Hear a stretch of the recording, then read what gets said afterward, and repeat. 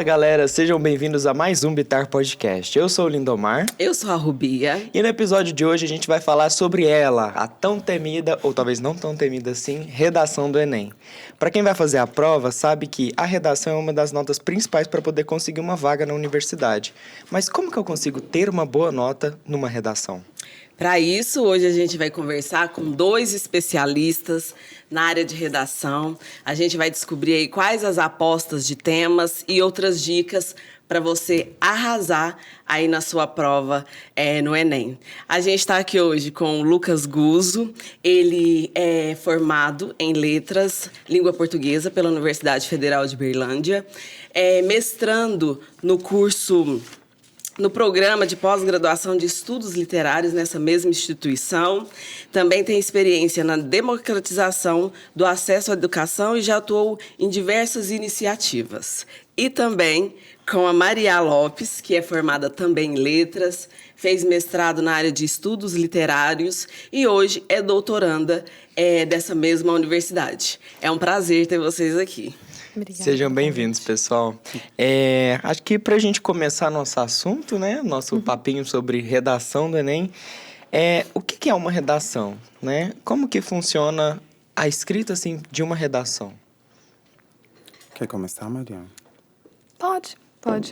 A redação, basicamente, é um recurso para a gente avaliar mesmo o aluno, para ver o traquejo, né, com o uso do vocabulário e também perspectiva crítica, teórica a respeito de alguma temática social. No caso do Enem, a gente percebe que as temáticas, elas centralizam ali num recorte social justamente com o intuito de mobilizar esse estudante e ver ele como um cidadão.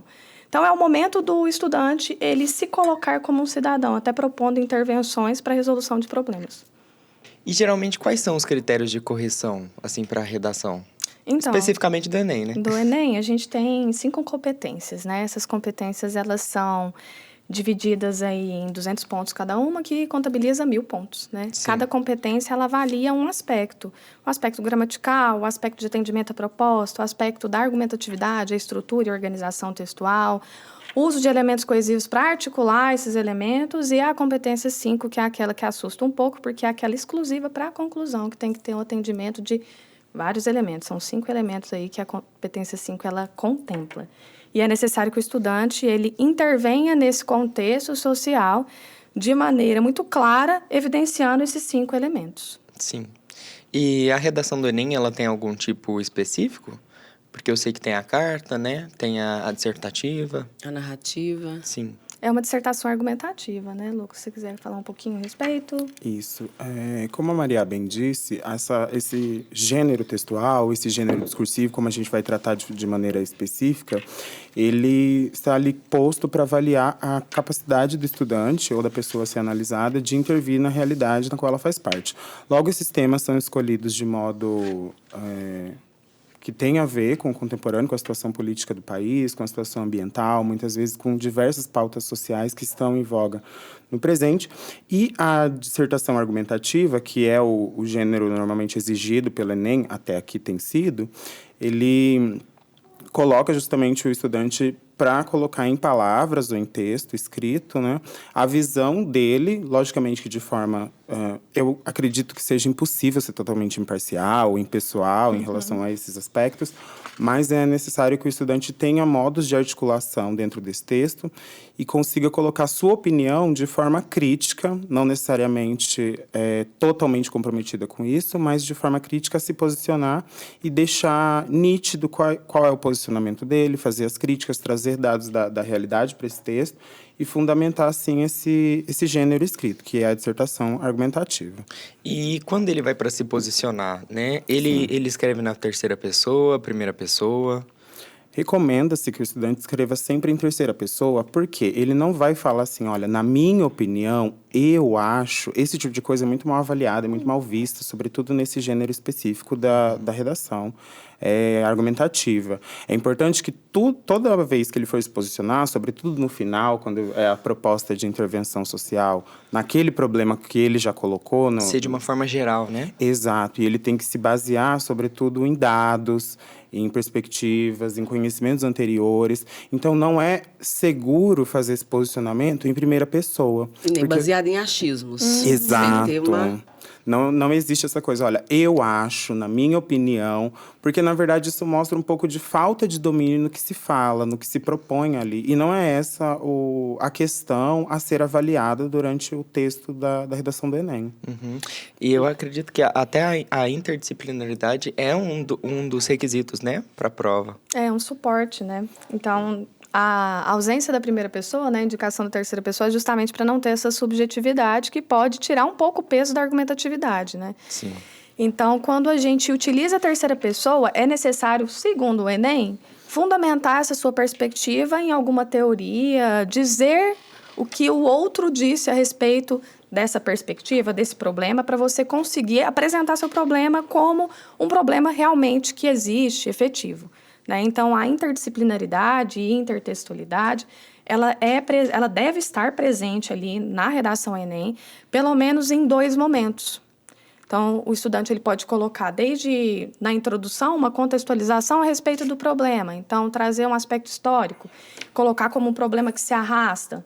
E lá no desenvolvimento, ele trazer, diante do seu argumento, da sua perspectiva a respeito do problema, ele trazer algum teórico, algum seriado, algum filme, alguma música que diz sobre aquele problema. Para que ele consiga, a partir disso, ter uma consistência maior no argumento. Porque não basta só dizer, tem que dizer e fundamentar. Para ter, então, uma boa redação, eu preciso estar antenado e acessar várias coisas. Literatura, filme, música, para tornar aí a minha escrita mais ampla. Vocês citaram terceira pessoa. Tem como dar um exemplo, para quem está aqui assistindo, ouvindo a gente, sobre a escrita em terceira pessoa?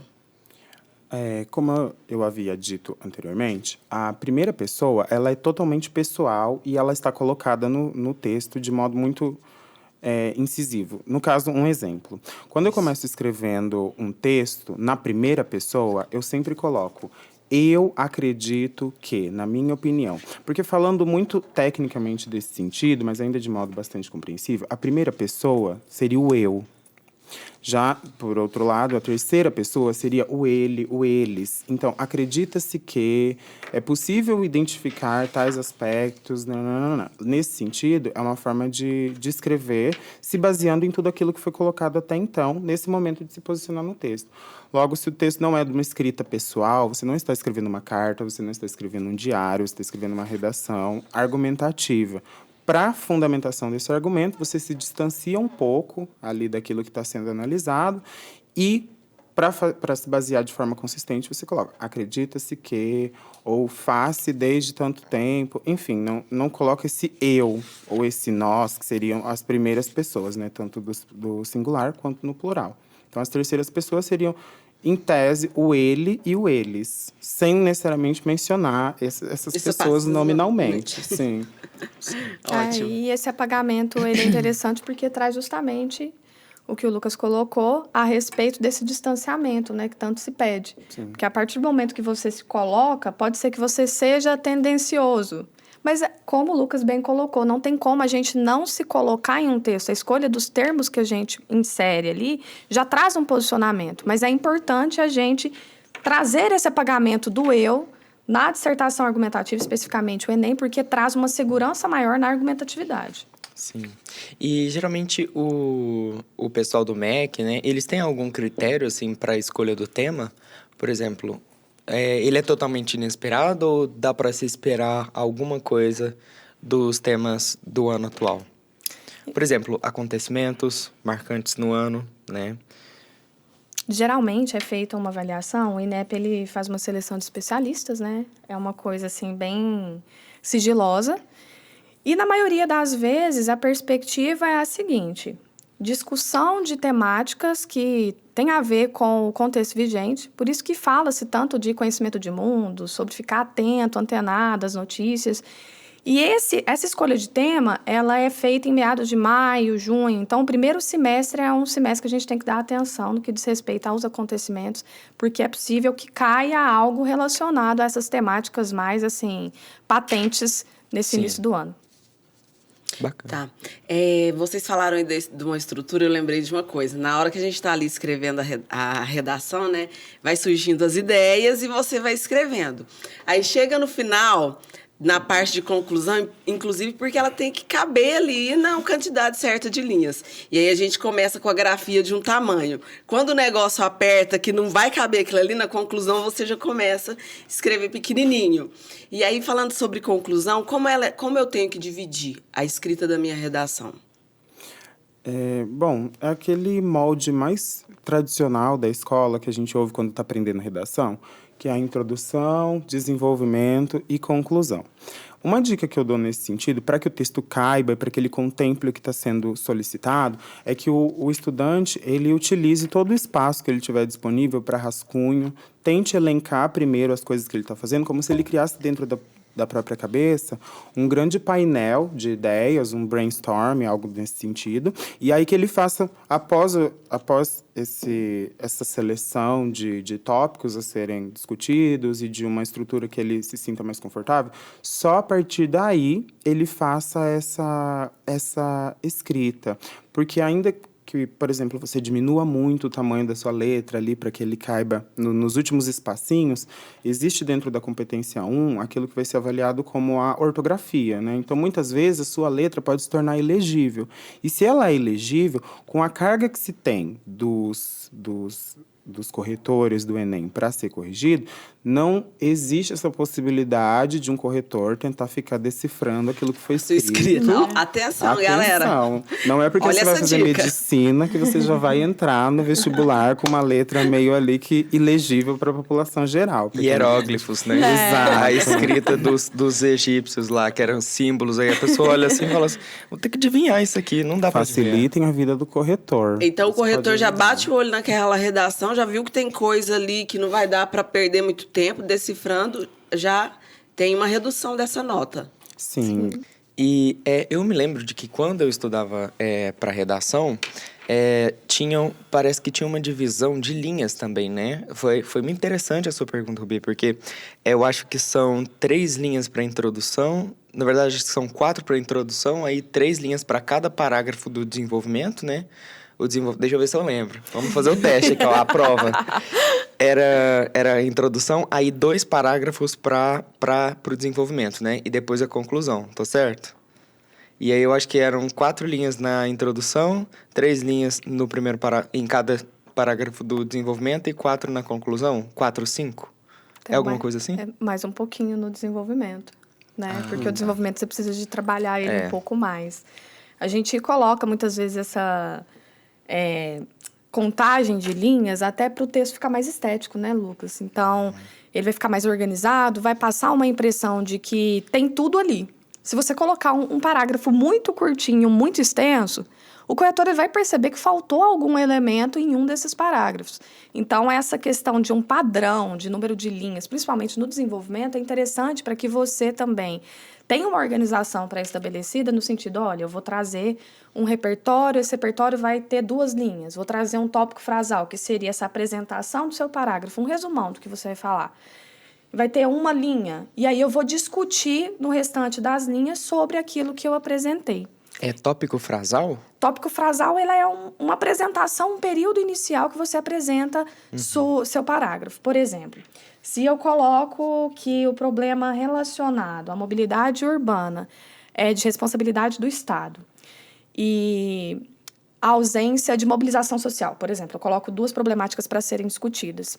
Eu lá na minha introdução, eu coloquei essas problemáticas, no desenvolvimento eu vou colocar: diante do exposto, percebe-se a negligência do Estado no que diz respeito à mobilidade urbana. Ponto final. Esse é meu tópico frasal. Vai resumir o que eu vou discutir naquele parágrafo. É interessante colocar o tópico frasal para você situar o seu leitor a respeito do que será discutido naquele momento. Também retomar ali na introdução o elemento que você citou.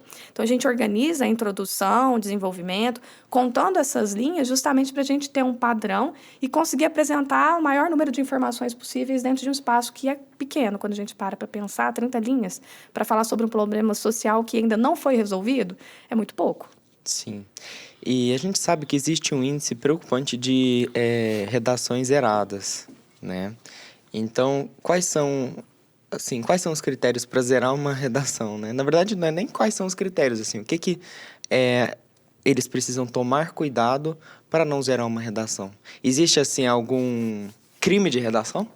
Tem Você fala assim, alguns, isso né, daqui, Lucas? pronto, zerou. Zerou, já nem olho. Zerou. A redação, ela é, por si só, um gênero textual, um gênero discursivo bastante autoritário. Então, assim, ela pune por muitas coisas. Uma das questões, primeiramente, pensando nessa questão de zerar o texto, é que um texto que tenha, por exemplo, menos de 7 linhas, ele já é zerado.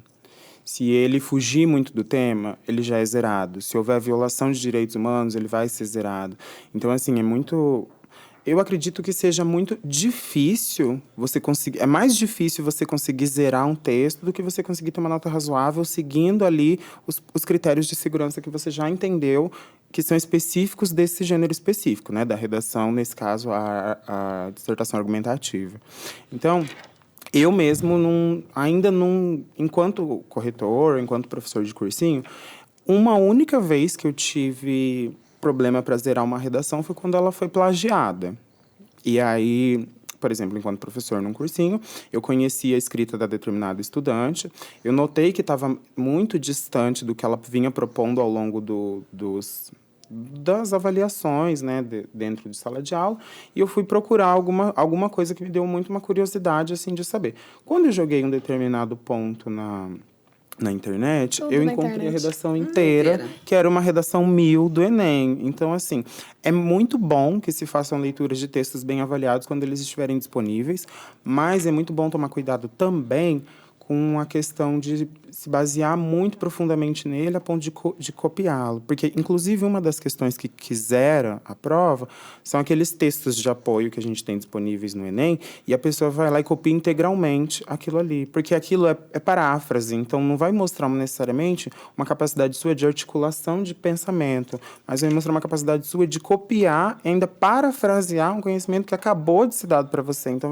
vai mostrar um pleno despreparo para fazer essa discussão. Então, uma dica para eu me basear, né, nas redações aí que tiveram ótimas notas, eu posso acessar isso na internet e aí eu vou aumentando o meu conhecimento, né, vendo ali o que as pessoas que conseguiram essa nota alta utilizaram, né, de recursos e me basear nisso também. Você falou uma coisa interessante, que uma redação ela é zerada se tiver o quê dos direitos humanos? Violação dos direitos humanos. O que seria Sim. isso numa redação?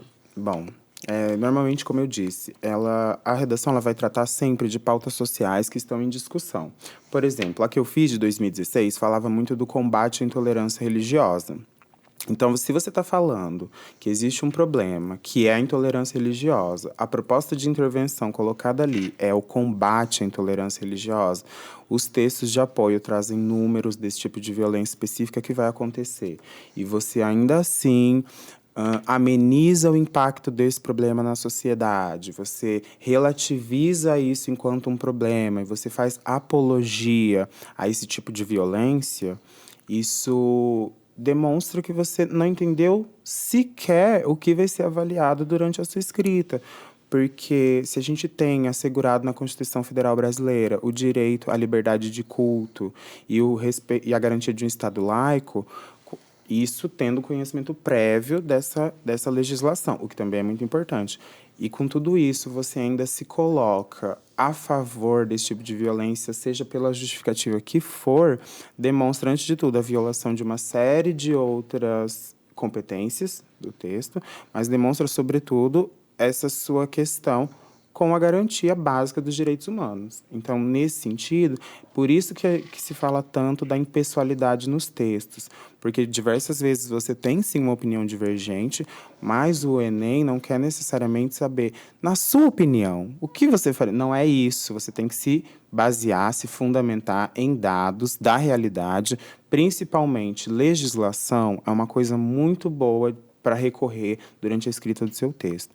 Então, a legislação de um país, obviamente, por pior que sejam as condições políticas, ou por mais polêmicas que sejam as condições políticas de um país, seja lá qual for ele, você tem que pensar que esse conjunto de leis é feito para garantir os direitos dessa população. Logo, você não vai atentar contra esse aparato legal, mostrando a sua opinião, que pode destoar do que está colocado ali, mas aquilo ali existe. Então, é importante se atentar a esse contexto de realidade. Sim, bacana. E, geralmente, a redação do Enem, ela tem um título obrigatório? Não. Ela é obrigatório ter título ou ela não tem título? Não tem título. O título ele pode ser colocado, mas ele não será avaliado. Então, o estudante que quiser colocar um título, ele pode colocar esse título tranquilamente, só que ele não vai ter essa avaliação do título, não vai ter uma intervenção direta na nota. Seria só uma forma de chamar a atenção do corretor a respeito daquilo que é discutido. Eu queria falar um pouquinho também a respeito da questão do percurso argumentativo, né? Dessa argumentação que o Lucas colocou. É interessante a gente reforçar. Ele falou a respeito da cópia dos textos motivadores, que não pode de maneira nenhuma, né? Essa cópia é um problemão, porque você tem que trazer algo que é seu, efetivamente, né? Então, é você, seu conhecimento de mundo e a inserção de um repertório ali que fundamente o que você vê como um problema. Então, é possível que você utilize repertórios do cotidiano, uma música que você gosta. Citações, né? Pode autores ser. Exatamente. Também. Eu adorava citar os autores. É sensacional. Sociólogos. Pega literatura, pega uma frase de um livro literário que você goste. Pega uma referência de um filme, por exemplo, pode também. Porque às vezes as pessoas partem da perspectiva que elas têm que usar só teórico. É interessantíssimo, é muito bom ter um teórico, diversificar esses elementos do percurso argumentativo para fundamentar seu discurso. Mas se você não tem intimidade com o repertório, dá para você construir uma redação massa com aquilo que você conhece do seu cotidiano. E a gente vê uma marca das redações 1000, essa perspectiva de inserção de repertório desde a introdução até o terceiro parágrafo de desenvolvimento. Então, traz um repertório na introdução, traz um no segundo parágrafo, no terceiro parágrafo. É uma marca das redações com nota máxima. Então, se você tiver um repertório para contextualizar, evidenciando que é um problema que é comum, e depois, para fundamentar seus argumentos no desenvolvimento, perfeito. Já é um passinho a mais ali perto do 1000. Sim. Pensando nessa escrita, às vezes tem estudante que acha que vai conseguir enganar quem está fazendo ali a correção e coloca uma receita do bolo, a receita do miojo, uma letra de música que não tem nada a ver com o que está sendo escrito. Quando a pessoa que faz a correção bate o olho ali, é possível zerar essa redação ou considera-se o que a pessoa escreveu dentro da temática proposta? É o famoso encher linguiça, né? Encher linguiça. Essa questão de receita de bolo ou receita de miojo, existem duas formas de encarar. Existe quem vai fazer isso muito literalmente, de colocar uma receitona, uma coisa assim que você fica escandalizado enquanto lê. E existe também essa expressão receita de bolo para aquela estrutura pronta que, sobretudo, os cursinhos pré-vestibular, pré-ENEM vão nos dar. Que é, olha aqui, ó, introdução, desenvolvimento e revisão. Existe muito. Existem diversos manuais que vão trabalhar nessa perspectiva. Inclusive, é uma perspectiva segura de trabalhar, sim. Até porque o gênero da redação argumentativa ele é muito específico, ele vai ser solicitado em momentos muito específicos. Então, assim, é muito legal trabalhar nessa perspectiva da receita de bolo. Só que o que eu fico pensando também é que se você não sabe ligar o forno, você pode ter uma receita do melhor bolo do mundo, que ainda assim vai ser uma coisa intragável. O bolo vulcão. Exato. Vai ser um bolo vulcão de Chernobyl. Não o bom, né? Não o bom. vulcão que deu errado. Exato. Então, é muito bom que dentro dessa perspectiva da receita de bolo, do manual muito taxativo, muito prescritivo do que se deve fazer, que o estudante busque conhecimento para como mobilizar esses conhecimentos dentro dessa receita de bolo, digamos assim, né? Então, É mais ou menos isso. Tem, sim, muitos manuais que vão deixar ali claro. Tem também muito aluno que vai apostar ali na sorte, no truque, na trapaça. Mas é uma coisa dele pensar que muitas pessoas estão ali disputando muito seriamente as consequências de uma nota de Enem, que a redação tem esse peso bastante relevante assim, na avaliação. E a seriedade que a pessoa tem com aquilo que pode propiciar a ela a realização, muitas vezes, de um sonho, né? Então, prestem muita atenção, façam com muita seriedade esse tipo de coisa, porque pensando também pelo lado da pessoa que está ali corrigindo, é muito desagradável e até ultrajante, de certa forma, você se propor a fazer a correção de um texto no qual você não identifica minimamente um compromisso com o desenvolvimento, né? É desgastante mesmo, né? Desgastante. A questão do miojo, né, que virou uma polêmica. E aí questionaram, né, o modo que a correção era feita, né? Hoje em dia a gente tem uma lisura muito maior, né, na correção da redação Enem. O Enem ele vem de uma trajetória que era um exame nacional do ensino médio para verificar como estava esse ensino médio, né? Em 98 ele iniciou, 2009, 2010 começou essa avaliação por meio do Enem. Então foi assim, aos trancos e barrancos, fazendo ajustes para que a gente conseguisse ter uma prova dessa extensão com uma avaliação legal. Então, tem todo um procedimento de seleção desses corretores e a gente tem cartilhas que indicam penalidades, como penalizar, que jeito que a gente vai considerar determinada situação. Hoje em dia, se encontrar uma receita de miojo inteirinha, é fuga ao tema, né? Uhum. Agora, se tiver na introdução um trechinho, ignora-se o trecho e avalia o meio, o entorno. Só que se ignorar esse trecho é muito perigoso. Porque você corre o risco de perder parte considerável da sua avaliação por causa de uma brincadeira que traz mais prejuízo, né, do que qualquer outra coisa. Não é o momento, né? Não. E o que foi essa polêmica? Eu não fiquei sabendo. Essa polêmica do miojo. Foi uma redação, né, Lucas? Que ao invés de ter escrito o texto, era uma receita de miojo. É literalmente. Literalmente. Mas por quê, né? Assim, eu me pergunto por quê. Sabendo agora. Porque, assim, se tem um tema na redação...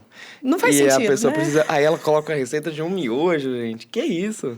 Muito se discutiu na época, pelo que eu me lembro, que era justamente de testar a credibilidade da correção do Enem. Que a pessoa quis fazer um texto terrorista ali... Pra depois falar assim, e olha só, o Enem é atribuído nota de forma aleatória, porque eu coloquei uma receita de bolo, de miojo, e passou. Então, assim, são muitas motivações, nenhuma delas nada nobre de se pensar aqui, mas para fazer esse tipo de coisa, porque é uma autossabotagem imensa para uma oportunidade incrível que o Então, não vale a pena brincar nesse momento. Não é o momento. Não é o momento. Brinca depois para aliviar a tensão. Isso. Exato. Não seja o emoji do palhacinho. Pá, aquele palhacinho.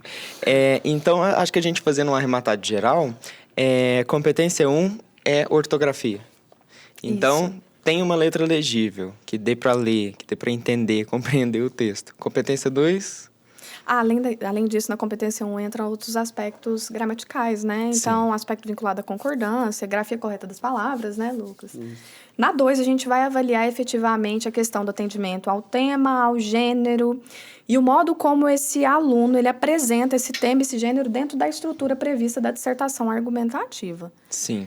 Também o repertório sociocultural, esse intertexto, essa interdisciplinaridade, ela é avaliada na C2, se há uma validade ou não na inserção de determinado repertório. Sim. E aí essa questão da interdisciplinaridade, igual a gente estava falando, ela pode vir através de um filme que você cita, de um texto, de uma fala. Como citar uma fala? Tem alguma receita, assim, a fala de um sociólogo, de um filósofo? Às vezes você vai citar um filme, porque, pelo menos na graduação, né, na faculdade, existe uma receita para fazer as citações, né? Assim como para fazer as referências também. Não dá para você simplesmente só colocar o nome do livro ali na ordem que dá na sua cabeça. Não, existe uma receitinha. Existe isso na redação também? A gente segue também essas normas, né? A gente pega um pouquinho na graduação, as normas da graduação, né? E a gente por exemplo, vai citar um filme ou um livro, sempre colocar entre aspas e com letra maiúscula a primeira letra, né? Então, a cor púrpura, a gente vai colocar com letra maiúscula o A e entre aspas. Citação direta, que seria exatamente o que o teórico disse, também entre aspas, e colocar o nome desse sociólogo, desse teórico, para você reforçar. Parecer que é minha ideia, né? E senão coloca lá o corretor sabe que é aquela frase. Já ouvi isso. Aí coloca entre aspas já... Não, já coloquei entre aspas, não é meu, né? Mas é preciso que você sinalize de quem é aquela fala. Senão não faz muito sentido e não funciona como um repertório. Sobre a letra maiúscula, no caso, é a cor púrpura, né? Então vai ser o A, o C e o P. Isso. Maiúsculo. E quando tem aquele, por exemplo, Mar de Monstros, né? Que é um livro do Percy Jackson. Quer dizer, a gente fala da cor púrpura, a gente já vai lá pra ficção. Aquele D no meio, ele não é maiúsculo, né? Ele não é maiúsculo. Ele é minúsculo. Aí tem que ficar atento, porque é uma preposição, né? Então, a gente tem que ficar atento a esses detalhes. Às vezes, a gente vai colocar só a primeira letra maiúscula também. Então, tem que ficar atento ao modo como o título do livro é escrito. Por exemplo, se for um seriado. O pessoal gosta muito de citar aquele Black Mirror. Sim. Letra maiúscula, só o B ali, ó, Black Mirror. Né? E a gente percebe que... O M não. Às vezes... O ME também, né? Também. Olha aí, ó, autocorreção. A gente percebe, às vezes, que o estudante ele coloca em letra minúscula porque ele parte do princípio que, não tem necessidade, não coloca as aspas. Todo mundo conhece esse seriado, todo mundo conhece esse filme. Por que eu vou colocar entre aspas? É preciso que você sinalize. Então, o uso de letra maiúscula, tomar cuidado. Por exemplo, no caso da proposta de intervenção, se for citar algum ministério, colocar em letra maiúscula também, para a gente trazer aí esse nome em destaque. Tem um manual que é interessante, o manual de redação. Manual de redação... Gente, agora fugiu o nome. Mas é só digitar Manual de Redação da Presidência da República. A gente tem os dados do que precisa vir com letra maiúscula, quais são esses elementos que precisam ter um cuidado maior. Também tem o site da Secretaria de Comunicação, que a gente vê o manual de redação que pode ser utilizado também. Então, é uma dica para quem queira observar, para ficar atento a esses detalhezinhos na hora de construir a redação. Ponto. Conta, porque a gente penaliza ali na C1 se tiver algum desvio nesse sentido. Entendi. Maria, você citou sobre os temas, né, do Enem, que eles são escolhidos dos fatos ocorridos no primeiro semestre de cada ano. Para esse ano, tem alguma sugestão de tema que possa ser escolhido para a redação do Enem desse ano? Você gostaria de começar, Lucas? Eu tenho algumas ideias aqui. Eu sou muito ruim para tentar adivinhar. Toda vez que eu tento, passa muito longe. Até porque o nosso país é muito grande, acontece muita coisa num semestre. Mais do que a gente dá conta de entender. E, normalmente, as escolhas, elas, por mais que a gente esteja acompanhando a maioria dos fatos, dos acontecimentos, são coisas muito específicas. Eu tentaria, não sei, arriscaria pensar algumas questões ambientais, porque eu acho que isso tem ganhado muito, felizmente, isso tem ganhado bastante visibilidade. Pensar a produção dos povos nativos e indígenas, eu acredito que, assim, é urgente, é um assunto que carece ser discutido com toda a seriedade que... Não necessariamente na profundidade proposta, mas com essa seriedade mesmo de um exame nacional desse porte. Então, talvez eu me restrinja nesse momento a essas duas questões. A questão socioambiental, que seja dos crimes ambientais, entre outras coisas, e também a proteção dos povos nativos. Interessante você colocar, porque eu anotei aqui na minha folha esses dois pontos, especificamente no que diz respeito ao impacto das mudanças climáticas também, né? Sim. A gente teve, no início do ano, várias discussões a respeito disso. Eu também arrisco. Aí a gente faz uma extensão, né? Aí vai começando a pensar em 1 milhão de possibilidades, tentando acertar, né, Lucas? Sim. Mas é difícil. A questão da política antidrogas também, né, que foi algo muito comentado no início do ano, aquele universo ali de São Paulo, especificamente com a Cracolândia, com aquele movimento de retirada daqueles cidadãos de uma região, e a migração para outros espaços, sem nenhuma medida efetiva para intervir na situação que eles estão, né? Talvez também o aspecto vinculado a mulheres na política, que a gente teve um aumento aí até de candidatas à presidência, né? Sim. E vice-presidência. A questão da mobilidade urbana, talvez. Também. Com essa marginalização aí do pessoal que está em zona periférica, né? Tem até um termo para isso, o pessoal utiliza segregação urbana.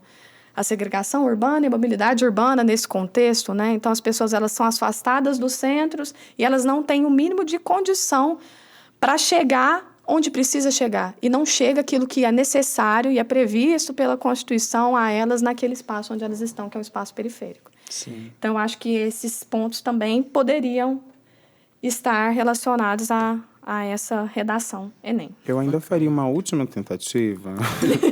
Eu acho que é um assunto que não foi discutido ainda na prova, mas que esteve muito presente, sobretudo ao longo desses 2 anos de pandemia que a gente viveu, que é a questão da ciência, da valorização da ciência, da saúde pública, dos serviços essenciais, da precarização do mercado de trabalho, que eu acredito que é algo que vem aí acontecendo ainda. Então, pensar todos esses reflexos globais do que foi a pandemia ao longo desses 2 anos, sobretudo numa nação como o Brasil, e os temas que emergiram ao longo desses 2 anos aí que a gente passou no combate ao vírus. Fake news também, né? Também. Excelente. Teve também a pandemia. Sim. Mas teve o Enem ano passado, E né? o aspecto da pandemia não foi abordado, né? Exatamente. Da maneira que se esperava. Então, Aham. muita gente tem falado, né? Falou assim, nossa, eu acredito que nesse ano o aspecto dos efeitos da pandemia, eles seriam mais visíveis e por isso poderia ser abordado. Às vezes até no aspecto educacional, por exemplo. Sim. A gente teve uma alta da evasão escolar, muitos indivíduos não voltaram para a instituição escolar depois da pandemia. Exato. Acho que você falou também um assunto que foi colocado muito... a gente vai falando, a gente vai expandindo nessa discussão. Isso é ótimo. Falamos um termo que até para mim era um pouco estranho ainda, no sentido de não ter tido contato anterior com ele, que foi a questão da pobreza menstrual e da necessidade do Estado de prover dignidade para essas pessoas que menstruam, então que precisam desse cuidado específico, e quanto que isso, inclusive, impactou na questão da evasão escolar, que era algo que realmente, quando eu tive acesso a essa discussão, eu falei, nossa, isso não havia sido... A gente não imaginava, né, que fosse a proporção fosse tão grande. Exato. Então, acho que, assim, é uma infinidade de temas que começaram a ganhar visibilidade, sobretudo nesse período pós-pandemia, né? Que era o retorno Ainda das bem, né? pessoas. Ainda bem. Por isso que eu falo que, felizmente, o Enem coloca a possibilidade de discussão, obviamente, não com a profundidade necessária, mas a partir do momento que se faz esse alerta, olha, isso daqui ainda não foi discutido, e as pessoas falam, nossa, é mesmo. Nunca Por que tinha que até não pensado pensamos nisso, né? Exato. Então, ele propõe que se faça a discussão no nível de profundidade que ela requer. E sempre depois da avaliação do Enem, vem sempre a questão para a sociedade do tema que foi trabalhado, e isso leva até para dentro de casa, né? Esse assunto a ser discutido, a ser questionado, isso é ótimo, né? É uma onda, né? É uma Parte onda. de um ponto ali do Enem, e aí há uma difusão de debates que não existiam até então, né? Interessantíssimo a discussão que a gente teve sobre o registro civil depois da temática do Enem, né? Então, ninguém tinha pensado, nossa, é mesmo, né? Faz sentido. E aí eu achei engraçado, porque muitos estudantes, eles relataram para mim que utilizaram uma propaganda do governo, aquela da musiquinha. Eu tenho um nome, você também, mas sem documentos eu não sou ninguém. E muitos utilizaram como fundamentação teórica. E olha que legal. E era uma coisa que estava no universo deles, eles nunca tinham pensado efetivamente no peso daquilo. E teve um momento de discutir efetivamente sobre algo que é também um problema terrível, né? Que a gente enfrenta. Isso é legal demais. É uma marca interessante do Enem. É o bolão de temas Bitar Podcast, né, gente? Qual será que vai ser o tema que vai cair? Será que a gente adivinhou aqui? Vamos ver mais pra frente. Então, acho que a gente voltando lá nas competências, na competência 3. Qual é a competência 3? Que a gente falou da competência 1, né? Que é a ortografia. Competência 2, que é a interdisciplinaridade, né? E a temática e o gênero textual. E a competência 3? A 3 vai se aprofundar justamente na organização do que vai ser discutido. Então, aí a pessoa vai trabalhar com os dados, vai trabalhar com os argumentos. Ela tem que traçar uma linha de coerência entre essas coisas para colocar, entre essas questões dos dados e tudo, a argumentação dela de modo que tem a ver, de modo coerente. Então, na competência 3 vai ser analisada a forma que o estudante recorre para poder organizar todas essas questões dentro das estruturas anteriores, né? Que seria a questão da competência 1, que vai ser se apegar à norma culta da língua, ao uso da norma culta da língua, que vai falar dessa coisa mais rígida mesmo das normas, a competência 2. Não ser informal, né? De forma nenhuma. Posso usar gírias? Se for usar, deixa ali muito claro que é uma gíria, coloca as aspas, inclusive força bem nas aspas para ficar presente. E dentro de um contexto, não joga assim do nada.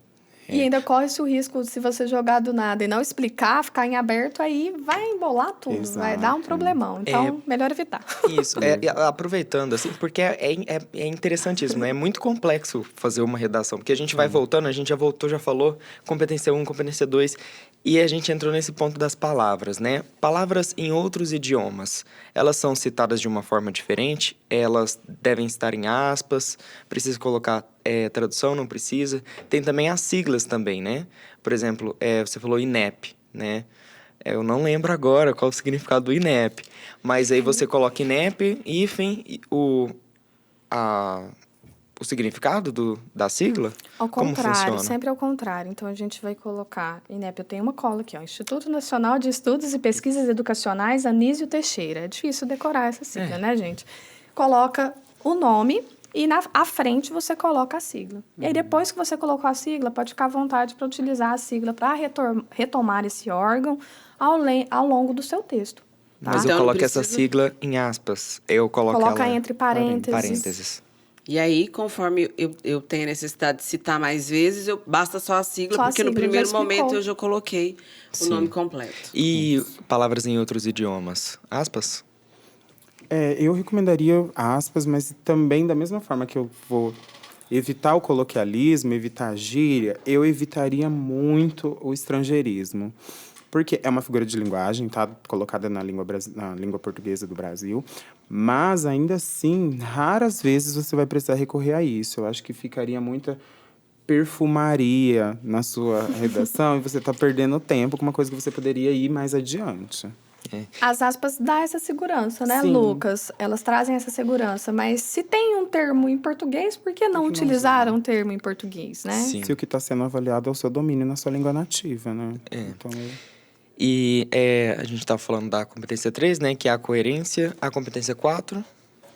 a 4 é o conhecimento de mecanismos linguísticos para a construção do seu texto. Então, pensando na argumentação como um gênero que tem suas próprias questões, então fazer a aderência a isso, né? Pensar como se colocar dentro desse texto de modo a atender ali as demandas específicas desse gênero.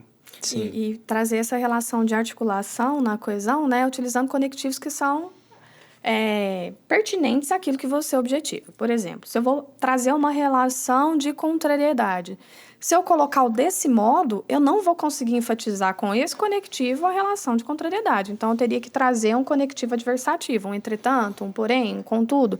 Então, é interessante, até lembrando aquilo que você me falou ali, a respeito da tabela de conectivos, Sim. você ter acesso a uma tabelinha com o sentido de cada conectivo para você conseguir articular melhor e ganhar uma nota aqui 200 na competência 4. E é muito bacana como a redação, ela ajuda a gente até a conversar melhor, né? Então, acaba que, por você estruturar no papel os seus pensamentos com os conectivos, você estrutura a sua fala também. Então, acaba que você se comunica de uma maneira mais formal, né? Eu, desde que eu comecei a ler um pouco mais e escrever, nossa, melhorei 1000 vezes. Eu era aquele adolescente que conversava tudo... Aí, de repente, numa conversa cotidiana, demais, outro sim. Sim. Já passa a fazer usar, né? parte. Do nada, por obséquio, Né? por café. Aí você passa a usar. É legal porque é uma forma do estudante também, ele tem um contato mais aprofundado com a linguagem e ele trazer outra possibilidade de comunicação, né? Sim. E a função Até- da instituição escolar é trazer isso Até mesmo, né? porque, né, o Enem te prepara para entrar aí nas universidades. E dentro das universidades, a gente vai ter esse tipo de escrita Sim. muito presente, né? Nos textos, na própria dissertação, na própria escrita do seu trabalho de conclusão de curso. Então, já é para isso, né? Estou lá na minha escrita, errei. O que eu faço na minha redação? Escrevi uma Rasura. palavra errada. Posso rasurar? Posso passar? O que eu faço? Eu choro e corrijo com as lágrimas? Primeiro você chora, desculpa, gente. Não precisa chorar, não. Pode ficar tranquilo. Pode passar um traço em cima do erro, mas evitar ao máximo rasura, porque você perde espaço. E tem uma galera que pega, não passa um traço, não. O ideal é passar um traço em cima do erro. Só um traço. Só um traço. Tem gente que rabisca, faz bolinha, coloca entre parênteses. Isso pode ser visto como uma marca de texto. E aí... E é pontuado. Isso é dá pontuado. problema. Não é para ter desenho ou coisas de uma outra natureza que não textual dentro da sua escrita. Então, se você fizer uma linhazinha muito ondulada sobre aquilo, vai se pensar que você está fazendo um texto performático numa redação do Enem. Não e vai é pegar melhor bem. evitar, não é de bom tom. Tenta evitar a rasura, né? Mas, Isso, se mas for necessário, só o tracinho em cima Só da o palavra. tracinho. Só o Sim. básico. Bem retinho, é só... Isso. Pronto. Preferência retinho, né? Não é um raio, não é uma onda no Pelo mar, amor é de um Deus, traço. não é uma pintura. É só Exato. Por isso que é importante o rascunho, né? Tem algumas pessoas, rascunho é um tema polêmico, né? Sim. Porque algumas pessoas dizem que o rascunho faz com que você perca tempo. Eu já vejo o rascunho, nem que seja o rascunho de um projeto de texto, como o Lucas bem colocou no início, a respeito desse painel de ideias, como um suporte justamente para você já ter uma noção do que você vai utilizar efetivamente. Então, reduz muito a incidência, né? Esse volume de rasuras quando você planeja o seu texto previamente. E como dica, eu começo a redação, ou eu deixo ela para o final, depois que eu já fiz as outras áreas? Eu sou uma pessoa ansiosa. Eu, particularmente, até por ser dessa coisa de ter maior propensão ao texto do que qualquer outro tipo de ciência, eu já... Primeira coisa que eu faço, se eu receber a folha ali de redação, já viro, já olho do que se trata, já tento pensar algumas ideias e talvez no segundo momento eu retorne ali para fazer o amadurecimento daquelas ideias, transformando elas num texto. Eu faço muito isso de organizar, de criar mesmo, a princípio, um painel do que me vem à cabeça. Aí talvez, enquanto eu for fazendo algumas outras questões, me dê um clique, eu abandono...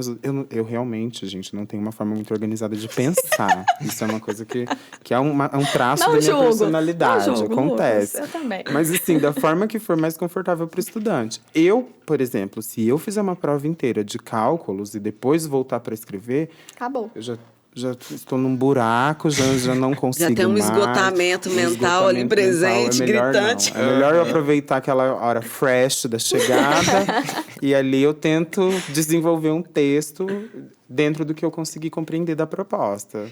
Eu gosto de anotar as minhas ideias, assim. Eu anoto tudo, eu vejo o tema, anoto tudo que me vem à cabeça em relação ao tema.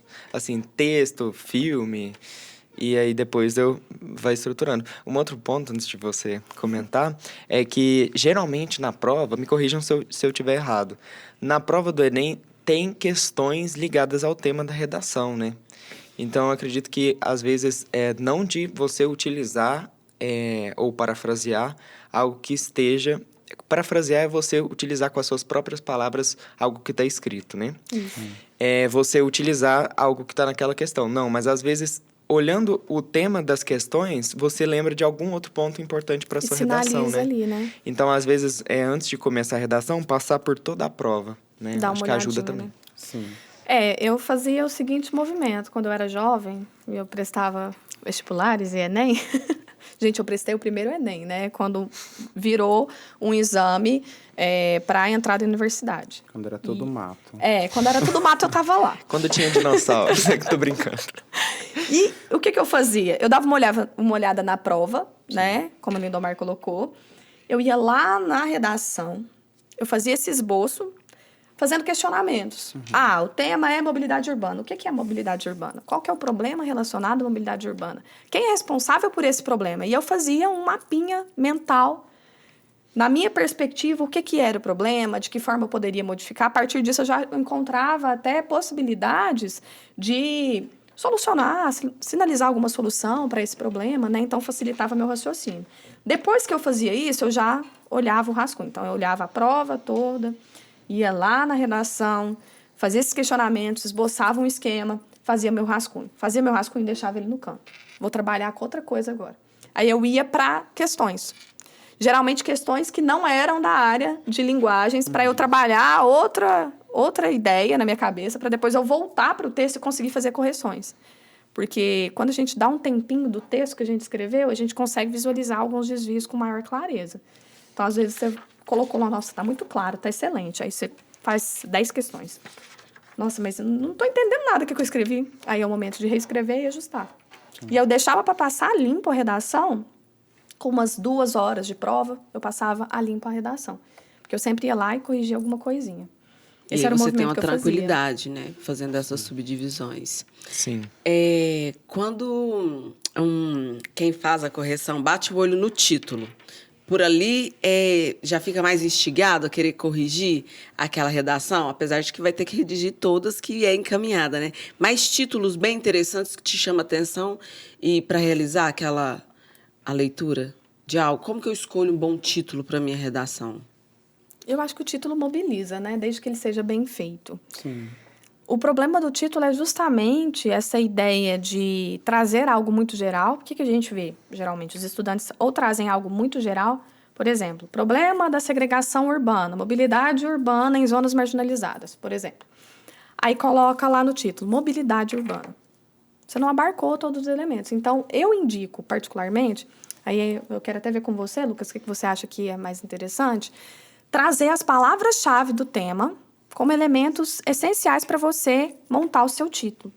Mas, após escrever o seu texto, você observar qual é a sua argumentação, para você direcionar melhor esse título. Então, como dica, eu deixo o título para depois. Por último. Depois da minha escrita. Depois que você aceitar o que você acabou de criar, compreender o caminho que você percorreu. Aí eu dou um nome para essa obra. Dá um nome à obra. Exatamente. Depois que ela existe, você nomeia. Porque eu acho que acontece muito dessa questão. Às vezes a pessoa propõe um título muito ousado, que você lê o título e você fala... Meu Deus. E aí ela não dá conta e aí de ela sequer né? tangenciou aquilo que ela propôs. Ela não chegou perto da complexidade daquele título. Ou, por vezes, o texto está muito bom e o que é mais comum acontecer, o título está muito genérico. O título é a própria proposta praticamente reescrita. Problema da mobilidade urbana. A mobilidade urbana e seus problemas. Então, assim, são muitos os problemas. Do que você está falando, afinal? De onde que esse problema é mais latente? De qual lugar você se coloca enquanto redator desse problema? Então, é muito legal realmente pensar muito nessas palavras-chave que você pretende fazer, porque às vezes a coisa não é o projeto. Então o texto ganha a sua vida, vai para caminhos que você mesmo falou, meu Deus. Mas ficou muito às bom. vezes fica você bom. tem que trazer ali, ó, ficou muito bom. bom. Meu título tem que ser muito bom. Tem que ser também. muito bom também, tem que estar na altura da escrita. E então o título, ele não é obrigatório. Não. Ou ele é obrigatório. Então, às vezes, ele pode até atrapalhar, né? Na verdade, o que vai acontecer? O aluno, às vezes, ele vai gastar muito tempo pensando num título massa pra caramba e não vai ser avaliado, né? Então, talvez não seja o caminho no Enem colocar um título. Sim. A questão é ficar muito atento também. Antes dos textos de suporte, existem orientações gerais para redação. Então, assim, até então, não foi solicitado como item obrigatório o título da redação.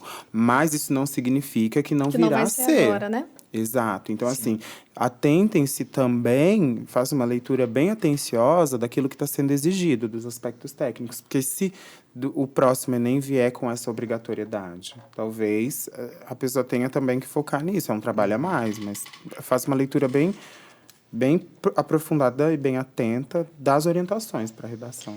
E a gente comentou sobre a redação, ela avaliar também o senso crítico, né, de quem está escrevendo. Quando você é muito óbvio, assim, nos seus pensamentos, ou quando você vai pelo senso comum, assim, que geralmente é o que todo mundo pensa, enfim, isso pode atrapalhar de alguma forma? Ou isso, às vezes, pode até trazer um benefício? Depende muito da maneira que você coloca, né, Lucas? Então, às vezes, você parte de uma ideia que é uma ideia geral e você consegue fundamentar ela bem com um teórico. Uhum. E consegue desenvolvê-la bem. Beleza. Mas o ideal é que você traga uma perspectiva que não esteja fundamentada em aspectos que são muito gerais, até para você mostrar uma contundência, uma articulação da argumentação de maneira melhor, né? Então, quando a gente parte do senso comum, na maioria das vezes a gente não consegue nem justificar muito bem com uma teoria o porquê que aquilo é uma verdade. Sim. E aí você perde nesse sentido. O senso comum, é assim porque é assim. Ok. Mas a problematização, ela parte desse princípio. É assim, por conta disso, disso e disso. No filme tal, eu verifico essa situação e eu posso fazer um paralelo, uma analogia com a realidade a partir disso. Aí a gente tem uma argumentação contundente. E até porque a proposta desse texto é uma intervenção no senso comum, né? Se a pessoa ficar só repetindo, reproduzindo óbvio, repetindo óbvio, isso talvez seja legal na hora da introdução do seu tema. É muito comum observar tal. Muito se fala, muito tem... Enfim, é muito legal colocar ali isso, mas assim, muito brevemente. Não Geralzão, só para apresentar, né, Lucas? Exato. Não se aprofundar necessariamente no óbvio e ficar reproduzindo, porque você não vai avançar na sua escrita. Então, tipo, não quer dizer que o texto tem que ser muito inovador, muito inédito, muito único, porque acho até difícil fazer isso no tempo que se tem para a proposta que se tem. Mas é muito importante não ficar só ali na profundidade, num texto morno, que não traz nenhuma discussão nova, não apresenta nada novo, sabe? E até mesmo tomar cuidado com essas citações muito cristalizadas, que o homem é o lobo do homem. Aí não explica. Né? O homem é o lobo... Gente, quase que não sai, né? Quase um trava-língua isso aqui. O homem é lobo do homem. Sim. Diante disso, vê-se que a mobilidade urbana é um problema. É um problema. Tá bom, cadê o lobo, o homem? A conexão E aí? entre isso, né? É uma citação muito cristalizada, muito celebrada, porque quando a educação não é libertadora, o sonho do oprimido é ser opressor. O Paulo Freire falou isso, mas antes dele dizer isso, ele disse muitas outras coisas, e depois também. Então, se não tem sentido nenhum, não faz sentido nenhum recorrer a essas citações já muito cristalizadas. Tem alguma dica de palavra para eu começar o meu texto? Palavra dos parágrafos do desenvolvimento? Tem alguma dica, assim, que ali eu já começo bem a minha escrita? É interessante, até foi legal você colocar isso, Rubi, porque o Enem ele teve uma modificaçãozinha nessas últimas provas, no que diz respeito a esses conectivos, né, de apresentação. Por exemplo, tem uma galera que gosta de fazer um paralelo enumerativo entre os parágrafos argumentativos. Em primeiro lugar, em segundo lugar. Aí, lançou ali. Introdução, desenvolvimento em primeiro lugar, em segundo lugar, portanto, conclui-se que o Enem ele não considera esses conectivos como conectivos que eles trazem nesses termos. Articulador argumentativo. Eles não consideram um articulador argumentativo. Ou seja, esse conectivo, ele não interfere diretamente na sua argumentação, ele não diz sobre o seu parágrafo, nem sobre o parágrafo anterior, que é retomado. Então, nada de usar. Em primeiro lugar, em segundo lugar, em terceiro lugar. Primeiramente, conclui. a princípio. Segundamente. Além de ser um coloquialismo, é triste, né? Então, primeiramente, segundamente. A gente via isso com muita frequência. Então, vamos banir esse tipo de apresentação. O que a gente pode fazer? Trazer nessa perspectiva no segundo parágrafo de desenvolvimento. Nessa perspectiva, sob esse viés, nesse viés. No terceiro parágrafo, vai depender muito do que você vai colocar. Se for relação de causa e consequência, pode trazer um diante disso. Se for relação de adição, outro sim, ademais. Os meninos adoram outro sim. Acham finíssimo, né? Outro sim. Pode-se falar a respeito do problema tal. Então, traz essa ideia de adição, de um problema a mais. Eu ficaria ali com um parágrafo da introdução, que não há necessidade de inserir um conectivo direto, né? Sim. Com uma contextualização. Eu acho legal contextualizar, trazer um aspecto histórico. Trazer uma marca, por exemplo, traz ali a Grécia Antiga. Pega alguma coisa de história, para você fazer um paralelo com o problema. Lá no desenvolvimento, no primeiro parágrafo, eu ficaria nessa perspectiva, porque você retoma a introdução integralmente. Então, nessa perspectiva desse contexto, que é um problema há muito tempo, tem esse problema à frente, que eu recortei. Então, eu acredito que no segundo parágrafo, nessa perspectiva, é um termo massa, que não vai esquecer com facilidade e pode colocar para apresentar com segurança, porque não vai ter nem primeiramente, nem segundamente, né, gente? Segundamente não existe, né? É colocalismo total, é uma criação nossa. É a língua em movimento. E outra coisa, como a Maria bem colocou, e a gente havia discutido anteriormente, nos manuais, nos cursos, sobretudo de redação pré-ENEM ou pré-vestibular, é muito comum de dar aquele quadro de conectivos e suas funções. E aí volto para aquela discussão da questão da receita de bolo, do modelo pré-determinado. Não adianta você conhecer todos os conectivos disponíveis se você não captou ainda a ideia que você quer dar com o uso desse conectivo. Como a Maria bem falou, a gente tem que ter a consciência, durante a escrita do nosso texto, da ideia que a gente quer dar para ele ao final. Ou seja, como eu vou amarrar aqui a minha conclusão ao que eu desenvolvi até então. A ideia que eu quero transmitir para o leitor é a de causa e consequência? É a de adição de algo mais? É a oposição? O que eu quero fazer? Então, é necessário não só saber que os conectivos existem, saber a função dele, mas saber como eles atuam dentro do seu texto e que seu texto faz um movimento, a depender da forma que você coloca. Qual é o movimento que o seu texto vai causar? Qual é a relação da sua introdução com o desenvolvimento para chegar na conclusão? Então, a partir disso, selecionar os conectivos, os elementos ali que fazem sentido dentro da ideia que você quer comunicar a partir da escrita do seu texto.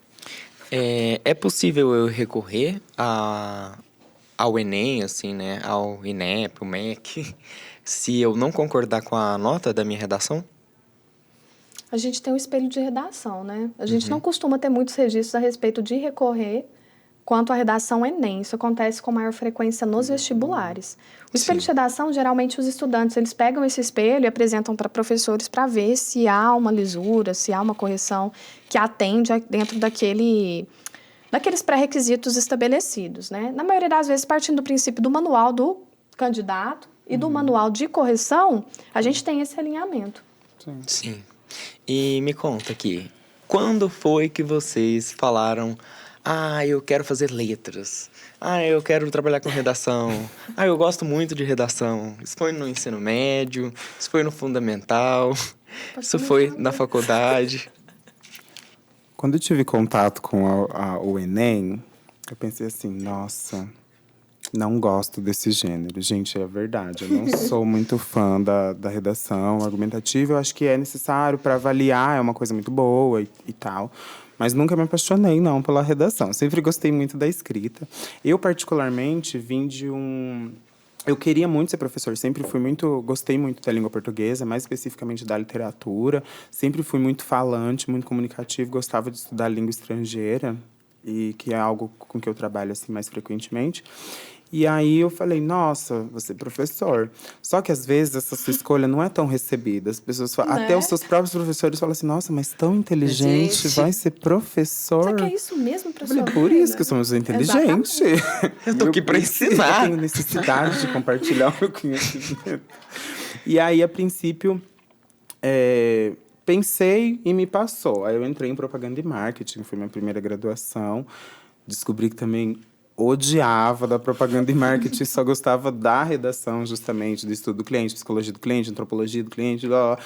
Agora falou marketing, endomarketing. Eu falei, ai, meu Deus, é isso que eu estou estudando. Aí saí. E eu falei, não, agora eu vou para uma coisa que realmente faz sentido para mim, que era letras. Então, assim, me encontrei muito no meu curso, mas antes disso eu tive que me encontrar enquanto sujeito, enquanto pessoa, pensar o que eu queria fazer para minha vida e pensar algo que fizesse sentido. Porque se eu, por exemplo, for focar somente no retorno econômico, somente no retorno financeiro, existem muitas possibilidades. A gente está passando por uma transição de mercado de trabalho, uma transição de mundo, na verdade, em que há profissões que ainda sequer existe uma formação para elas. Então, assim, é muito bom que a pessoa, a princípio, seja muito honesta com ela própria e não terceirize essa escolha a outros ou fique muito presa ao julgamento do outro. Sim. Que ela pense como que ela quer se ver no futuro, qual marca que ela quer deixar quando ela passar e o que ela gosta mesmo de fazer, sabe? Tenha contato até com gente que já faz e que seja feliz fazendo o que faz. Isso é muito importante. Aquilo que mobiliza, né? Isso. Então, no meu caso, há 84 anos, quando eu tinha 17 anos de idade... Então, eu fiz, na época, o vestibular seriado. PAIES, na minha época, né? Então, prestei o PAIES.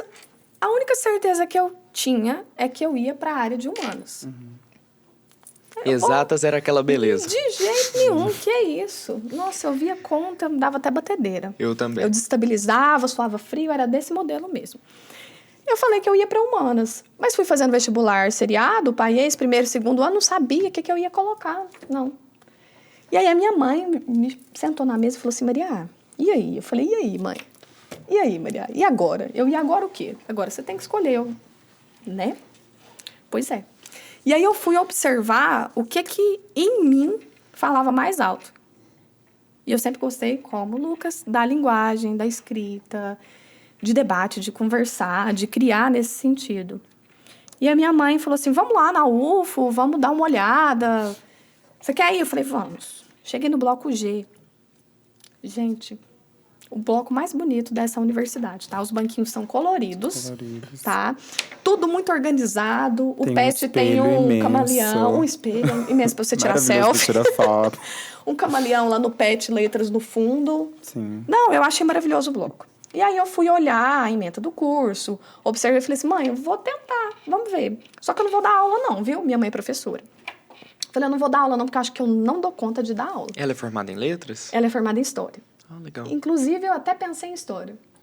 Aí ela falou, História de jeito nenhum. Eu falei, mãe, me deixa, me deixa. É o meu momento. Me deixa. A senhora falou que é pra eu escolher, então deixa eu escolher. E aí eu coloquei Letras. Eu falei assim, eu acho que eu não vou dar aula não, porque eu acho que eu não dou conta de dar aula. Acho que é muita responsabilidade. E eu acho que eu vou passar raiva demais, porque eu não sou brava. E aí eu não vou dar conta, dentro de sala de aula, de dar conta de tanto de menino que tem dentro de sala de aula. Fiz a Letras, e o curso inteiro, né? Aí, na hora que eu finalizei o curso, eu fiz um curso para correção de redação, um curso de gramática aplicada. Comecei a corrigir redação. E aí, corrigindo as redações, tive contato com professores de redação, e esses professores falavam sobre os debates em sala, como que era legal e tal. Aí eu resolvi pegar a aula. No que eu peguei aula, e foi assim, uma experiência de vida. Eu me reconheci como professora a primeira vez que eu pisei na sala, e eu fui fazendo testes para ver que tipo de professora que eu era. Chegava um dia brava. Gente, mas eu não sou brava, não vai dar certo. Aí chegava no outro dia de boa. Aí eu encontrei um equilíbrio diante daquilo que eu sou. Porque a gente parte do princípio que a gente tem que ser exatamente daquele modelo para ser um professor. Então, a partir disso, eu me reconheci nesse espaço e eu percebi que não era tão impossível quanto eu acreditava que era. E eu comecei a dar aula de língua portuguesa, aí eu comecei a dar aula de redação também, literatura, e eu sempre pendi muito para o debate. Na redação, isso a gente faz demais. Então, o fato da gente poder, além de trabalhar a escrita, trabalhar a produção e o debate, esse desenvolvimento do senso crítico do estudante, eu acho que é o que me pega mais na área de literatura e redação, porque a gente consegue mobilizar mais. Sim. O campo de letras, ele é grande, né? Vocês, pelo currículo, são apaixonados por estudos literários. Mas existem outras áreas de atuação para a pessoa formada em letras? Sim. Eu, inclusive, um dos meus primeiros estágios que eu fiz aqui na Universidade Federal de Uberlândia foi justamente na diretoria de comunicação, onde precisavam de profissionais de letras para fazer a revisão ortográfica e gramatical dos textos. Então, assim, como a Maria colocou, havia um manual de redação. Toda a área de comunicação tem o seu manual de redação. Esse manual, normalmente, ele é escrito, ele é confeccionado, ou tem a consultoria de um profissional da área de letras. E, a partir disso, ele, para ser aplicado e implantado, tem a supervisão de um profissional de letras, que seria o revisor. Ele vai trabalhar nessa perspectiva também. Eu tive também a possibilidade, por conta da minha proximidade com língua inglesa, de prestar serviços para um aplicativo internacional em que ele precisava fazer traduções e interpretações de textos muito específicos, porque ele estava querendo chegar no Brasil e atingir um público de uma determinada comunidade, de uma determinada faixa de idade, e aí como pensar a língua dessa forma, para além do que ele poderia abrir um dicionário e falar, significa isso, vou colocar. Então, o profissional da área de letras, ele acaba tendo uma abrangência muito grande, a ponto de que, na pandemia, sobretudo, isso me levou muito a pensar. Na pandemia, todas as relações eram mediadas pela distância, por plataformas de tecnologia, plataformas de comunicação, e aquilo que é dito tem que ter um cuidado redobrado quando você não tem a possibilidade de se explicar pessoalmente. Então, nesse sentido, eu ainda fiz um processo seletivo ao longo desse período que eu dizia, É indispensável um profissional da área de letras na maioria das organizações, sabe? E a sala de aula é também o destino mais comum. E eu, particularmente, gosto muito da sala de aula. Sempre fui professor, desde o início da minha graduação até agora, cursando mestrado, eu sempre estive dentro da sala de aula, porque, para mim, mais que qualquer coisa, é uma necessidade essa troca. É com isso que eu me comprometi desde o início. Então, mas não é somente o único objetivo do profissional de letras. É possível trabalhar com uma infinidade de coisas. Sim. Legal, intervenção social, né, que a gente faz no ambiente escolar. Eu acho isso muito massa. E trabalhar com linguagem é uma forma também da gente trazer a possibilidade do indivíduo de se colocar melhor no ambiente social. Então, eu acho que esse aspecto, para mim, foi o que mais pesou na área de letras. Olha, a linguagem é isso aqui. Como que você pode utilizar ela e manipular ela em determinada situação para que você consiga ser percebido, consiga se colocar efetivamente? Sim, e você tinha comentado sobre a questão de dinheiro também, né? Que as pessoas acabam tendo esse preconceito. Hoje, com o avanço que você também citou, a gente vê uma movimentação das pessoas nas redes sociais também, né? Instagram, YouTube. O YouTube monetiza os vídeos, monetiza um canal no YouTube. Então, às vezes, você faz um canal para falar sobre redação, para falar sobre português, regras de português. Quantas pessoas vão acessar aquilo? Né? Pessoas que fazem concurso público, pessoas que fazem processo para vestibular, Enem, pessoas que estão estudando no fundamental, no ensino médio. Então, assim, é uma gama de possibilidade enorme. E a gente vê também pessoas lançando o próprio curso, né? Então, ela não está dentro da sala de aula, mas ela gosta de dar aula, ela gosta de passar o conhecimento dela. Então, ela faz um projeto e lança o próprio curso, né? Então, hoje, e eu acredito que a tendência vai ser aumentar cada vez mais, as pessoas vão ter cada vez mais possibilidade no mundo digital, né? Então, acho que a gente pesquisar ali essas tendências de avanço também é bacana pra gente ter uma visão mais ampla do que pode vir aí. O alcance é muito maior, né, com as redes, né? E essa possibilidade de você, estando em Uberlândia, você acessar pessoas de outros espaços, seja numa perspectiva de monetização, seja numa perspectiva de atingir esses indivíduos para uma intervenção social, isso é muito massa. Exato. E eu acho que o professor, ele ocupa esse papel muito bem, né? Sim. Sim. Eu fiquei curiosa. Maria, aqui no seu currículo fala que você é professora plantonista de redação. O que é uma plantonista de redação? Fico lá à disposição. Chegou? Tô lá dando plantão à disposição dos estudantes para tirar dúvida. A gente corrige redação com eles do lado, sinalizando o que é possível ajustar, o que é possível melhorar. E a gente sinaliza, a partir dessa correção, caminhos para que o estudante ele consiga efetivamente evoluir nesse processo, né, de feitura do texto. Então, o plantão de redação, na instituição que eu trabalho, ele é direcionado de uma forma individualizada, que o estudante melhore a redação. Então, eles sobem lá com o texto, me explica isso aqui para ver como que eu posso melhorar esse parágrafo. Ou eles sobem com a redação da semana que eles fizeram, eu faço a correção e sinalizo para eles alguns ajustes que são legais para a próxima redação. Então, esse é o meu trabalho. A função lá. do plantonista. Quanto tempo vocês levam para corrigir uma redação, já que vocês são experts no assunto? Assim, então... Eu não sou uma pessoa muito rápida para absolutamente nada que eu faço. Assim, às vezes requer uma celeridade, obviamente, e conforme você vai avançando, você já vai meio que captando ali pontos dessa coisa. Eu levo muito tempo. Não dá nem tempo, assim, de olhar num cronômetro para estimar. Mas eu levo bastante tempo. Mais do que eu gostaria. Então, eu também, assim como o Lucas, é porque eu sou muito enjoada, gente. Inclusive, sou reconhecida lá no lugar onde eu trabalho. A Maria, ela é sua meio redação assim. está com a Então, Maria. entrega pra ela. A Maria é meio brava, eu não sou brava, porque eu sou enjoada. Então, eu acho que se tem como melhorar, vamos melhorar, né? Então, a média de correção, eu olho, eu releio, faço as sinalizações de 15 a 20 minutos. Se for uma correção mais rápida, dá para fazer em 7, 8, até 10 minutos. Mas eu prefiro uma correção mais atenta para que eu consiga direcionar mesmo o aluno para o objetivo dele, que é melhorar a nota e melhorar a argumentatividade, né? Sim.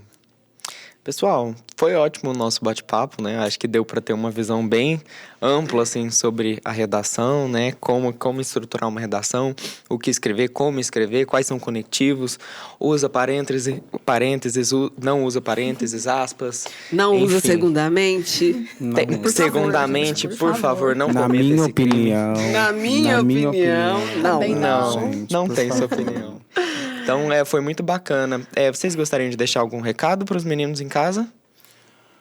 Eu gostaria de dizer para as pessoas que estão passando por esse processo de conclusão da educação básica, que elas entendam que, antes de qualquer coisa, o Enem, ele é um exame nacional do ensino médio e a função principal dele deveria ser avaliar a qualidade do ensino médio, a qual cada um tem a oportunidade de acessar.